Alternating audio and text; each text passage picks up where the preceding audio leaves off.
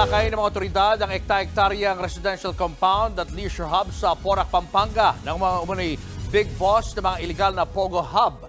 At sa loob ng compound, bumungad sa kanila ang isang man-made lake, tunnel at firing range. Live mula sa Porac, Pampanga, nasa frontline na balitang yan si Rainiel Pawid. Rainiel, ano pa bang ibang nadiskubre sa loob ng compound? Julius, may tuturing nga na hasyenda itong compound na tinutuluyan umano ng mga big boss ng illegal na pogo sa Bambantarlac at Porac, Pampanga. Sa katunayan, Julius, itong kinatatayuan ko ay yung kanilang sariling helipad na matatagpuan din sa loob ng property. Entrada pa lang ng compound na ito, aakalain mong malaking resort ito sa Porac, Pampanga. Sa loob makikita ang isang man-made lake na pinalilibutan ng mga villa. Sa gitna niyan, mayroon pang floating house. Tila mga mayayaman ang nagpupunta rito dahil mayroon ding helipad. 3 mansyon daw ang nasa loob ng nasabing compound. Pero hindi ito bakasyunan kundi residential compound ng mga umunoy big boss na mga illegal na pogo sa Porac, Pampanga at Bambantarlac. 5 kilometro lang ang layo nito mula sa ni-raid na Porac Pogo Hub nitong Hunyo. Nitong Sabado, sinalakay ng Pampanga Provincial Police at ni Governor Dennis Delta Pineda ang compound. Ito yung underground. Dito nakita nila ang isang tunnel na kumukonekta sa 2 palapag na building papunta sa floating house. Sa hallway ng tunnel makikita ang napakaraming walang laman na wine rack. Nadiskubre rin ng mga otoridad ang mga secret room na fully air-conditioned. Secret door to, nandito mga pictures. Inaalam pa nila kung para saan ang mga ito. Nasa 50 meters ang haba ng tunnel. Pag-akyat ng mga otoridad, lumabas sila sa floating house sa gitna ng man-made lake. Maliit lang ito na kwarto na may lounge o opisina. Sa labas nito makikita ang 360-degree view ng buong compound.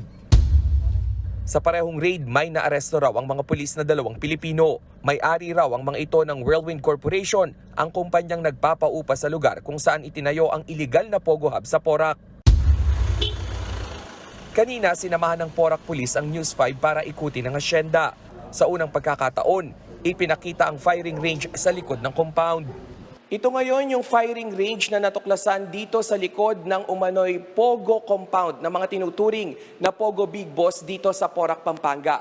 Kumpleto rin ang mga gamit dito gaya ng CCTV at ilang ventilation. May haba ito na 30 meters. Inaalam pa ng mga pulis kung may kaugnayan sa pangtotorture at kidnapping ang firing range. Hindi naman daw ito para sa libangan lang. Usually pag may firing range, ginagamit po ito para to practice yung shooting skills ng isang individual para po ma-improve niya yung shooting skills niya. Pinakita rin sa News 5 ang 2-story building kung saan nakita ang tunnel. Sa unang palapag, may mga Chinese hotpot dining set at isang open room para sa mamahaling pagong. Narito rin ang lagusan sa tunnel. Sa ikalawang palapag, mayroon itong leisure room kung saan nandoon ang KTV at mga basong pang-alak. Ayon sa Porac LGU, walang building permit ang nagpatayo ng compound.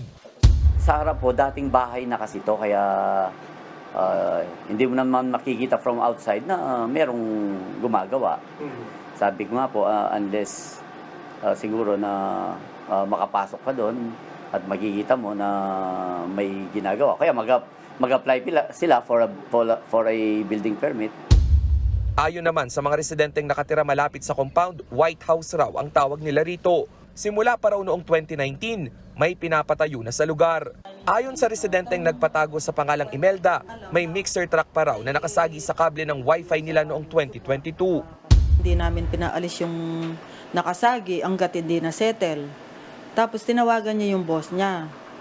Yung boss niya, sabi niya Chinese, pero hindi namin kilala. Ang pagkaalam namin dyan, Amerikano yung may-ari. May nakikita rin daw silang helicopter na bumababa sa lugar. Pag nasa bukid kami, pag pumupunta kami doon, bandang hapon, minsan, yun, nachichampuan namin, nakikita namin bumababa yung helicopter doon. Pero sandali lang siya noon. Minuto lang. Araw-araw po ba yan? Hindi naman. Siguro sa isang buwan, baka 2 beses siyang pupunta doon. Sinabi na noon ng Presidential Anti-Organized Crime Commission o PAOK na mabilis nakakatakas ang mga big boss ng mga pogo dahil sa gamit nilang helicopter.